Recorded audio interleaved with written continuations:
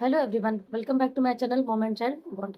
जैसा कि आपको हमारे वीडियो से पता चला होगा कि ये चैनल छोटे बच्चों के लिए, पेरेंट्स के लिए और टीनेज गर्ल्स की समस्याओं के लिए है। हमारे इस पुराने जितने भी वीडियोस हैं, मैंने उनमें न्यू बॉर्न्स के बारे में ही बात करी है। लेकिन आज हम जिस बारे में बात करेंगे वो है पेरेंट्स की एक समस्या के बारे में।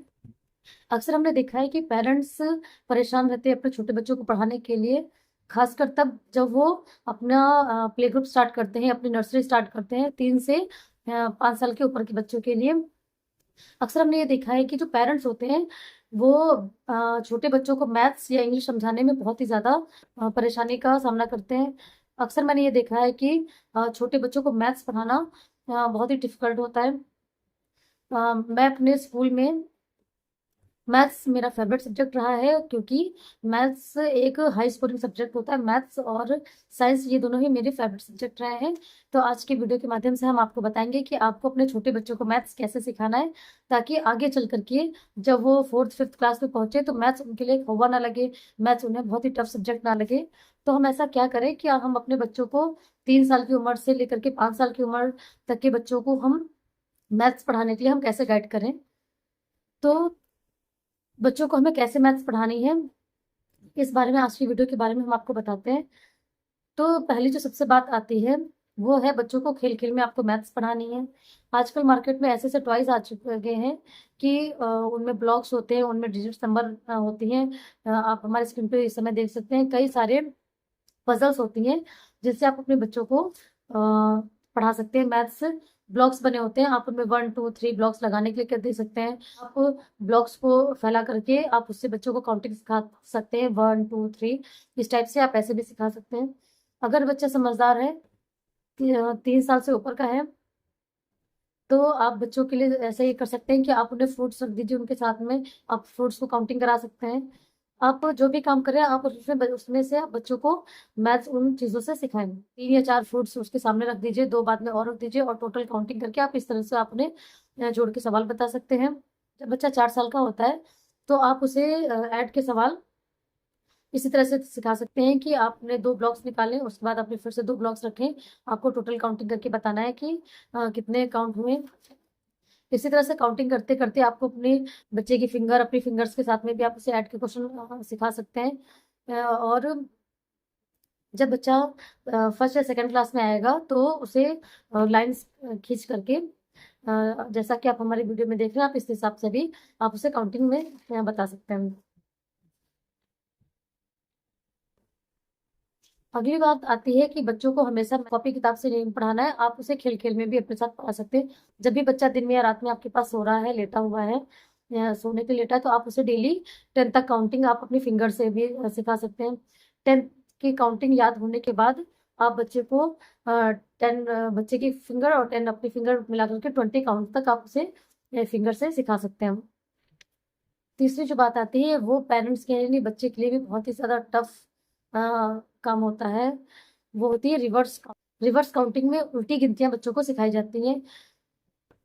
बच्चों को काउंटिंग तो आसानी से ही आ जाती है, याद हो जाती है, लेकिन बच्चा तब कंफ्यूज हो जाता है जब हम उसे रिवर्स काउंटिंग भी सिखाते हैं।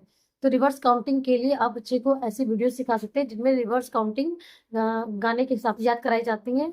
तो बच्चा उन गाने को जब डेली देखता है, रोज देखता है, तो धीरे धीरे करके वो गानों की तरह वो रिवर्स काउंटिंग को याद कर लेता है। दूसरा ये भी कर सकते हैं कि जब हम बच्चे को अपने छत पर से लेकर के आते हैं नीचे, जब बच्चा खेलने जाता है, तो जब बच्चों को सीढ़ियाँ उतारते हैं, तो आप उसे याद करा सकते हैं रिवर्स काउंटिंग। इससे बच्चे का ये माइंड भी सेट हो जाता है कि जो रिवर्स काउंटिंग होती है वो हमें उतरती हुई संख्याओं के बारे में बताता है। अगली जो बात आती है वो है टेबल याद कराना बच्चे को। बच्चे को टेबल याद कराने के लिए आपको बहुत ही ज़्यादा जल्दी नहीं करनी है होती है। आपको बच्चे को टेबल बहुत ही धीरे-धीरे करके याद कराना है। अगर आप अचानक ही सोचेंगे कि आज हमारा बच्चा 2 का टेबल याद कर ले, कल 3 का टेबल याद कर ले, परसों 5 का टेबल याद कर ले या 4 का टेबल याद कर ले, तो ऐसा पॉसिबल नहीं है। आप बच्चों को आराम-आराम से टेबल याद कराइए। अगर आप एक दिन में 1 टेबल बच्चों को याद कराएँगे तो फिर बच्चा बहुत ही ज़्यादा प्रेशर में आ जाता है और उसे मैथ्स जैसे सब्जेक्ट से चिढ़ होने लगती है, जो ये आगे तक बना रहता है और बच्चा बहुत ही ज़्यादा लो कॉन्फिडेंस फील कर। छोटे बच्चों को टेबल याद कराने के लिए आप 2 वन ज़ा 2 से लेकर 2 5 ज़ा 10 तक आप इतना 1 दिन में या 2 दिन में याद कराएँ। फिर 2 6 ज़ा से लेकर के 2 टेंजा तक आप दूसरे दिन से लेकर के चौथे दिन तक आप से याद कराएं। 5वें दिन आपको 2 1 जा 2 2 5 जा 10 से लेकर के 2 10 जा 20 तक आपको धीरे धीरे करके याद कराना है। आप बच्चों को अगर एक साथ 2 का टेबल पूरा याद कराते हैं तो बच्चा बहुत ही ज्यादा प्रेशर में आ जाता है और उसे मैथ जैसे अच्छे सब्जेक्ट से चिढ़ने लगती है। बच्चों को माइनस के सवाल आप इसी तरह से बता सकते हैं कि आपने कई सारे फ्रूट्स को या कई सारे टॉयज को आपने एक जगह पर रखा है, बच्चे उसे काउंटिंग कराइए। अगर उसके बाद आपको बताना है कि मैंने इतने टॉयज ले लिए, उसके बाद कितने टॉयज बचे हैं, तो इस हिसाब से भी बच्चा माइनस के क्वेश्चन भी सीख ले। बच्चों को मैथ सिखाने के साथ में ही एक बात जो हमें बहुत ही ज्यादा ध्यान रखनी है वो ये है कि पेरेंट्स को बहुत ही ज्यादा धैर्य बना के रखना है बच्चे के साथ में। बच्चों को हमें ये इतना प्रेशर नहीं डालना है कि वो एक दिन में सारे कैलकुलेशन सीख जाएगा, एक दिन में सारा टेबल सीख जाएगा। बच्चे के साथ में आपको ये करना है कि आप उसे बहुत ही आराम आराम से सिखा सकते हैं, धीरे धीरे सिखा सकते हैं। और बच्चा कोई भी सवाल पूछता है तो उसके सामने ये नहीं आपको शो ऑफ करना है कि मैथ्स बहुत ही टफ सब्जेक्ट है या ये क्वेश्चन बहुत ही टफ है। आप उसे आराम से सिखा सकते हैं। बच्चे के सामने कभी भी ये ना कहें कि मैथ्स बहुत ही टफ सब्जेक्ट होता है। मैथ्स को आप इजिली धीरे धीरे धीरे धीरे करके आप उसे कई सारे सवाल बता सकते हैं। अगर किसी बच्चे को कोई सवाल नहीं आता है तो उसी क्वेश्चन से रिलेटेड आप पहले इजी क्वेश्चन बच्चे को बताएं। 1 हफ्ते तक या 3 4 दिन तक आप उसे इजी क्वेश्चन दीजिए, जब तक बच्चा उन्हें अच्छे से कर नहीं लेता है, जब तक बच्चे को अच्छे से आ नहीं जाता है। उसके बाद आप उन्हीं फॉर्मूलेस के टफ क्वेश्चन भी आप बच्चे को बता सकते हैं। बच्चा अगर मैथ्स में बहुत ही ज्यादा वीक है तो आप उसे डांटना नहीं है, बल्कि आपको उसे समझाना है कि वो अपनी प्रोग्रेस धीरे धीरे कर सकता है। अगर वो मैथ्स जैसे सब्जेक्ट पे धीरे धीरे मेहनत करेगा तो मैथ्स भी बहुत इजी सब्जेक्ट है। तो आपको हमारी ये वीडियो कैसी लगी आज के पेरेंटहुड्स पे, आप हमें जरूर बताएं। अगर आपको हमारी वीडियो पसंद आई हो तो आप हमारी वीडियो को लाइक करें और हमारे चैनल को सब्सक्राइब करें।